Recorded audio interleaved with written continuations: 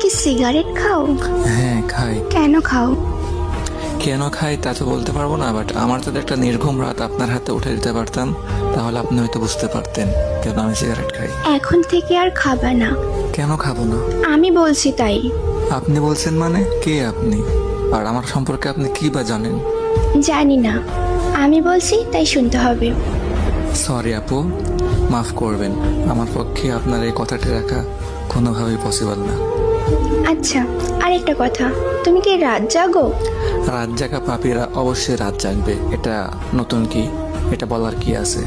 আজকে রাত থেকে ভালো ছেলেদের মতো ঘুমাই পড়বা।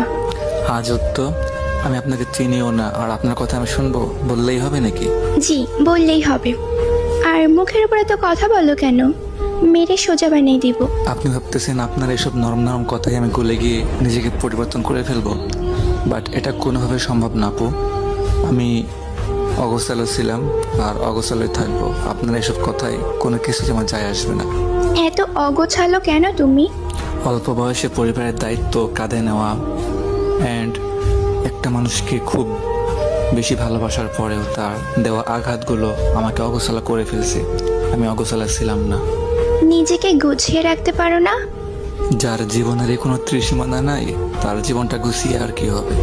তুমি এত রোগা কেন? খাওয়া দাওয়া ঠিক মতো করো না? পরিবারের টেনশন, প্রিয় মানুষের আঘাত, এগুলা নিয়ে ভাবতে ভাবতে রাতটা এমনি পেরিয়ে যায়।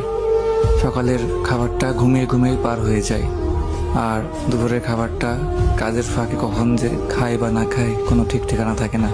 আর রাতের খাবার তো বন্ধুদের আড্ডায় ভুলেই যায় খাবারের কথা।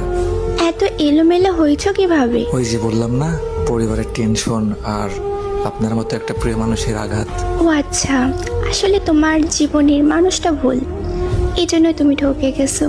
হয়তো বা আপনি ঠিক বলছেন, বাট ওরে ভোলা আমার পক্ষে সম্ভব না। কিন্তু এভাবে জীবন চলে না। কালকে থেকে সকালে তুমি তাড়াতাড়ি উঠবা, উঠে ফজরের নামাজ পড়বা, দিন নাস্তা করবা, তারপর সারাদিন আমার সাথে কথা বলবা। দুপুরের খাবার জোহরের নামাজ পড়ে এসে খাবা, আর রাতের খাবার খাবা এসে নামাজের পর। এরপর থেকে রাত 12টা পর্যন্ত আমার সাথে কথা বলবা, আর তারপর লক্ষ্মী ছেলের মতো ঘুমাই পড়বা। ওকে?